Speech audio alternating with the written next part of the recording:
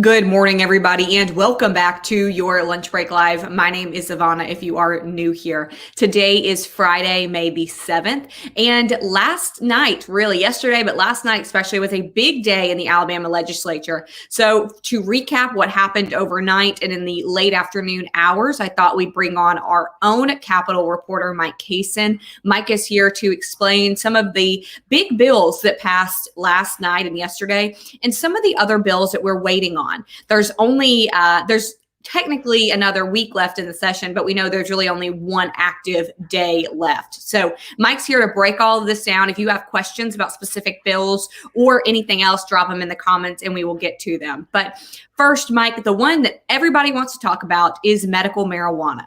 That had a huge win last night in the legislature. So tell us about what happened with medical marijuana. Thanks for having me. The medical marijuana bill passed the House yesterday. That had been the big stumbling block. It had passed the Senate 3 times before this. It came up in the House Tuesday. There was a 9-hour filibuster by Republicans who were opposed to it. Came back to the floor Thursday morning.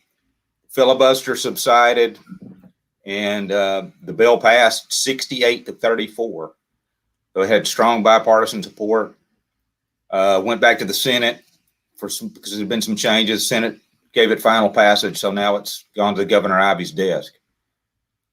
So the medical marijuana, we know it's passed the Alabama legislature. It's gone to the governor's desk to sign. Is this something that voters will have to vote on later, or once the governor signs it, does that mean that it is law? Once the governor signs it, it'll be law if she signs it. No, the voters won't have a say on this. And sponsors of the bill were saying a year to 18 months, assuming the governor signs it, a year to 18 months before the medical marijuana products are available, because it'll take time to get the program up and running. Do we expect the governor to sign this medical marijuana law? She last night, her office gave the standard answer that they would closely review legislation. They really don't ever say whether they're going to sign something beforehand or not. If I had to guess, I would say she'll sign it. Possible she could try to do some kind of executive amendment. The governor's veto power is not strong in Alabama. If she did veto it, legislature could override it with a simple majority vote, which, judging by the strength of the vote to pass the bill, they would be able to do that. So I would guess she would sign it. Now, we know that you said that had pretty strong bipartisan support, that medical marijuana bill as well. So that would probably factor in as, again, we can't predict what the governor will do, but we can kind of take a stab that might affect her signing process there and her decision making there. Right. Yeah, you had 42 Republicans in the House that voted for the bill, 34 voted against it, and all 26 Democrats in the House voted for it. And it had bipartisan support in the Senate as well. The sponsors of the bills were both Republicans, so I'm sure that would be a factor. So the last day of the session is technically May the 17th. That's 10 days from now. That's not this coming Monday, but the next Monday. So how long does the governor have to sign this bill? That's a good question. I'm sorry, I don't know the answer to that, but she will have to make a decision. It would become law without her. If she doesn't make a decision one way or another, it will become law without her signature. So she can't. It's de facto at that point. If she doesn't sign it, it just goes through. She's got to make a decision one way or the other, and without making a decision, that kind of is a decision. Right. So that we know has been a huge point, a huge controversial issue this session. We know that's one of these bills people have been talking about. A lot of people surprised, I think, that it passed this time around. But that is one that we can kind of check off the list right now. That's done, and it is headed to Governor Ivey's desk, waiting that signature. Again, I think you said about a year to 18 months before that kind of got rolling and got into effect. We know that sometimes these things take a little bit of time to get moving, especially a very new program such as the medical marijuana. Let's move on to the thing that everybody who's commented wants to know about, and that is the lottery. Now, we know that the gambling bill that has kind of included both the lottery and casinos has been up in the air, has been back and forth for several weeks now. We know there was a big development in that last night. So, Mike, take it away. Tell us what happened with the gambling bill. Okay, yesterday it was really a historic day because the House did the medical marijuana bill in the morning, and then the plan was to take up the gambling package after that.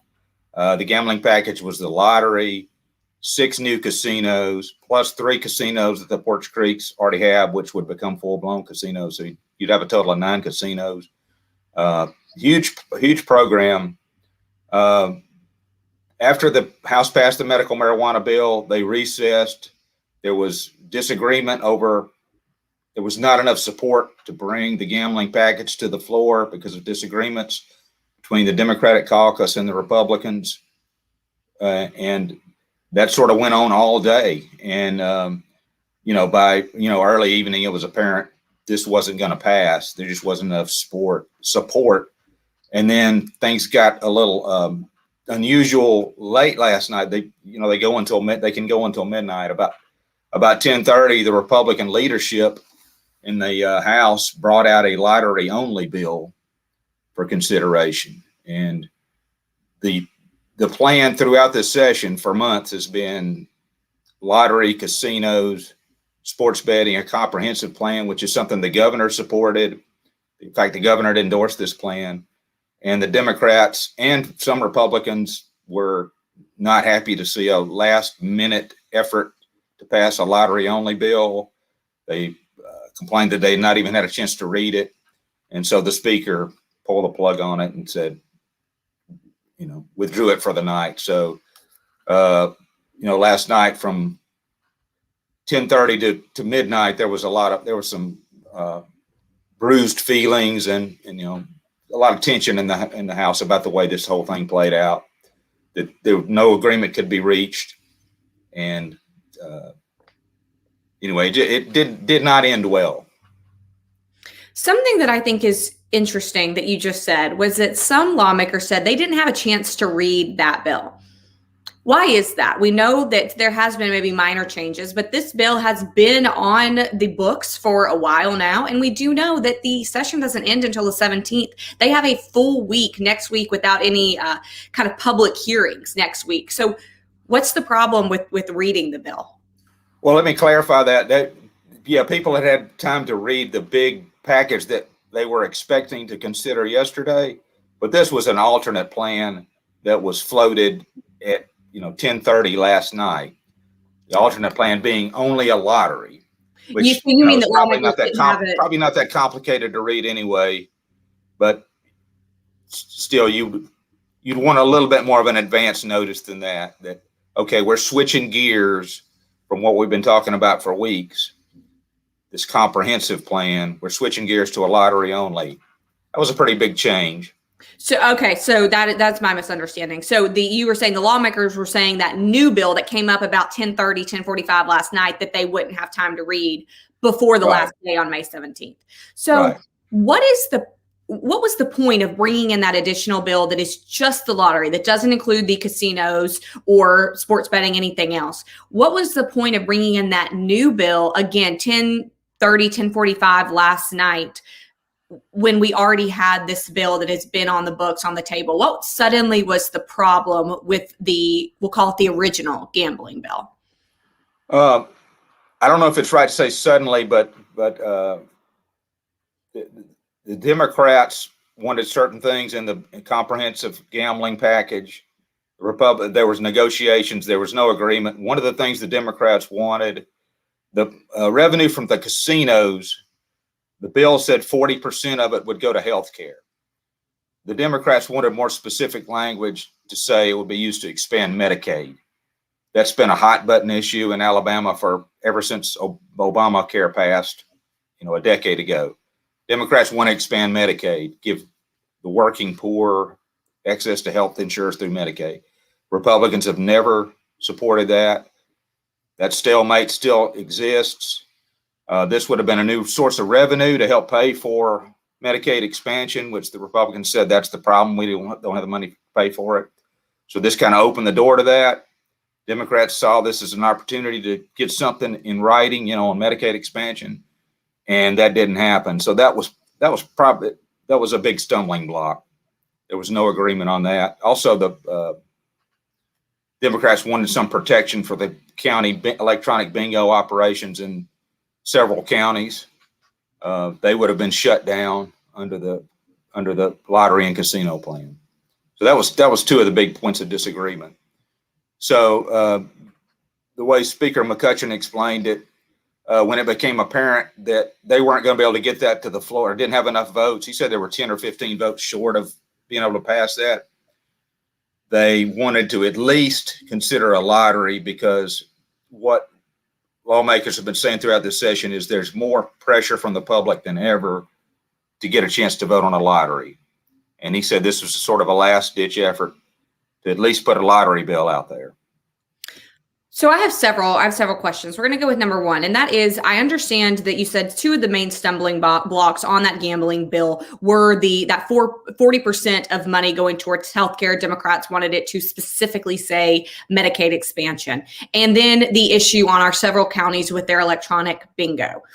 Those issues, why were they not discussed more broadly, or why were they not figured out, we can say, before yesterday, again, with 1 day left of active legislation? That's a great question. I would think they had been discussed before, but the Senate passed this package of legislation about 3.5 weeks ago. So they have not had a whole lot of time to hash this stuff out. Now, maybe that's being generous to them, but that's a good question. The other point is, if they couldn't reach an agreement, apparently they have not going to be able to. This was not going to go on the ballot until November 2022. So there'll be an opportunity to do this. So it's not necessarily, they're not necessarily going to have to scrap this and go back and start from scratch. So even though last night ended badly with some, ill will, it still may not have all gone to waste, all this work over the last few months. This has been in the work for months. My other question was, you said there were, that Speaker McCutcheon said there were maybe 10 to 15 votes short on the entire bill, the big bill that we've been talking about, not just that lottery, but the one that included the casinos and sports betting. There's a week, next week, we know that the legislators have the week off. Off, I know, is a kind of a loose term, but there are no public hearings going on. Is that week not enough to try to get 10 or 15 more people on board with the vote? Or was there a reason you think that the speaker said, look, it's just not going to happen? I think there's probably a reason he said that, but you would think a week's enough time, but when asked, is this going to come back Monday, he said it's doubtful. And sounds like I think there's just some, I think maybe what happened last night sort of somewhat poisoned the atmosphere to continue to work on this, or and maybe they may have to sort of let things cool down for a while before they can really make any progress in negotiations. That's just me speculating. But the fact that he said it's doubtful to happen on the last day, that makes sense, because whatever they pass would have to go back to the Senate. The Senate's going to have put their own imprint on it. There's just not going to be enough time to go through all that. And there must also have been, as you said, a reason that he believed that there would not be 10 to 15 people that could be swayed in a week's time. Now, it's interesting to me because you made a comment about how lawmakers said they've never seen as much pressure from their constituents to pass a lottery bill or get it out to the voters. I have so many people saying that they want this, or they at least want a chance to vote on the lottery bill.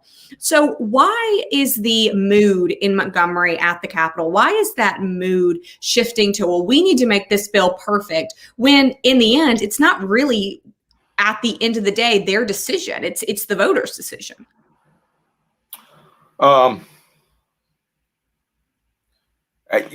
Anytime there's a possibility that this is going to go on the ballot for voters, there's just so much at stake, and nobody wants, and there's different people want to have influence on what winds up in that package. Lawmakers propose lottery bills every year. They've gotten some serious consideration in the last few years. Last year, Governor Ivey, who had been sort of on the sidelines, she started taking an active role. She appointed this study group to say, let's figure out how to solve this once and for all. They came out, the very good study group did a lot of work, came out with this comprehensive report that said we need to do a comprehensive approach to gambling, have a statewide commission, regulate all gambling. That's the way the state could benefit from this. And so that's been the approach. Lawmakers have followed up. The Republican leaders have followed up on that report, and that's what they've tried to do. But they just couldn't make it happen during this session. Could happen next year. Could happen in a special session. But you have the competing interests of the electronic bingo counties with the electronic bingo. You have the issue of the Porch Creeks, how they would fit into this, and it's just complicated. I know that you said that this is not likely to happen before the last day of the session on May the 17th. When is there an opportunity for a special session to occur? Can that happen at just any time, or is there certain windows of time where a special session can start? Whenever the governor wants to call it. So it's completely up to her. Now of course, it would make no sense for her to call it without talking to the legislatures, telling her what she has in mind, and seeing if there's any chance for an agreement. So I'm sure that's what, if that's being considered, I'm sure at some point she would sit down with the leadership in the legislature and say, look, let's try this again. How can we make this work this time? And if it looks doable, then I think she maybe would call a special session, because she's obviously very, very much interested in this. She's taking a very strong public stance that she wants something to be proposed to voters. Is there, I have several people saying that they want to call their legislators, and express their opinions, write to them, et cetera. Is it too late to do that? Or do you still have time to contact your local representative, senator, if you feel strongly about a matter? No, it's certainly not too late. I would encourage them to do that. I would say it's never too late. The issue's still out there. It's unresolved. So certainly it's not too late. And I'm sure they want to hear from people for the most part.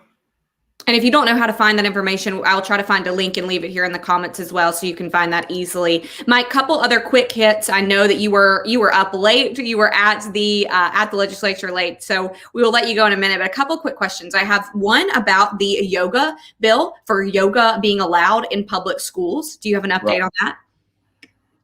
Yes, it looks like it's going to pass. It passed the Senate last night. The House had passed it earlier. The House has got to agree with some minor changes that the Senate made. So, yeah, that's almost certainly going to pass. So again, that's kind of timely with our Teacher Appreciation Week this week for schools. So again, we appreciate all teachers in what you do. So we had that bill, and then Mike, we also had a bill that came up pretty late in this session, and that was the vaccine passport ban. Was there any talk about that yesterday, or do we think that any movement could happen on that before the end of the session on May 17th? Yes, I'd say that's one that's got a pretty good chance. It was on the calendar yesterday that they never got through because of the distraction from the gambling bill.